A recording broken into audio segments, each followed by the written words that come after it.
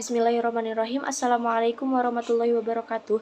Perkenalkan, nama saya Fahira Salwajanati dari jurusan Ilmu Al-Quran dan Tafsir semester 4 kelas B dengan NIM 20083040046. Jika keseluruhan Al-Quran telah direkam melalui tulisan semasa kehidupan Nabi Muhammad SAW dan disimpan baik dalam pengawasan beliau maupun para sahabat, mengapa para ulama takut kehilangan Al-Quran karena syahidnya para hufaz? Hal ini menyangkut tentang hukum persaksian. Dengan jumlah yang ribuan, para hufaz memperoleh ilmu pengetahuan Al-Quran melalui statusnya otoritas yang saling beruntun di muka bumi ini, yang akhirnya sampai pada Nabi Muhammad SAW setelah beliau wafat.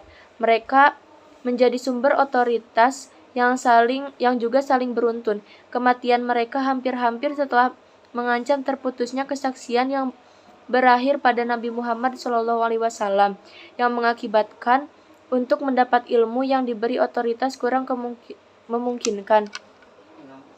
Demikian juga apabila mereka mencatat ayat-ayatnya menggunakan tulisan tangan akan kehilangan nilai sama sekali, karena pemiliknya sudah masuk ke liang lahat dan tidak dapat memberi pengesahan tentang kebenarannya. Kendati mungkin terdapat secercah bahasa tulisan yang secara tak sengaja persis sama dengan Al-Quran seperti yang dihafal oleh yang lain, selama masih terdapat saksi utama yang sesuai, ia akan menjadi paling tinggi, menempati urutan ketiga dari dokumen yang sah. Itulah sebabnya dalam membuat kompilasi suhuf, Abu Bakar bertahan pada pendiriannya bahwa setiap orang bukan saja mesti membawa ayat, melainkan juga dua orang saksi, guna membuktikan bahwa penyampaian bacaan itu datang langsung dari Nabi Muhammad SAW. Kita temukan hukum kesaksian ini juga dihidupkan kembali di zaman pemerintahan Utsman. Ayat-ayat yang telah ditulis tetap terpelihara dalam rak-rak dan lemari simpanan, baik tanah Yamamah itu mengisap darah para hufaz ataupun tidak. Akan tetapi otoritas saksi yang merupakan poin paling penting dalam menentukan keutuhan nilai sebuah dokumen, yang paling dijadikan titik sentral kekhawatiran Umar. Friedrich Delitzsch, seorang ilmuwan Kristen dan salah seorang pendiri Assyriologi, berasal dari kalangan tradisi keilmuan Perjanjian Lama yang hebat, di mana ia sendiri sedikit berbau darah Yahudi. Namun demikian, pandangannya terhadap Perjanjian Lama betul-betul sinis. Perjanjian Lama penuh dengan berbagai penipuan, benar-benar amburadul serta mengelirukan, tidak diterima oleh akal sehat. Figur-figur tokoh yang dapat dipercaya, termasuk kronologi biblikal, benar-benar merupakan demonstrasi kepalsuan yang serba simpang siur, kerja ulang yang menggelikan, revisi dan transposisi, campuran anakronisme, penjelasan yang saling kontradiktif, dan berita berjubel yang tiada akhir. Penemuan-penemuan tanpa bukti, sejarah, legenda, dan dongeng rakyat yang secara singkat merupakan sebuah buku penuh kebohongan, baik disengaja maupun tidak. Sebagian adalah penipuan sendiri, buku yang sangat berbahaya, dan siapa yang membaca harus siaga dengan sikap ekstra hati-hati. Dalam bukunya yang padat serta mencerahkan, Covering Islam, Edward Said menyiapkan sensasi politik dan media yang disajikan terhadap komunitas Barat tentang Islam yang direkayasa, dikemas sebagai ancaman dekat terhadap kebudayaan Barat.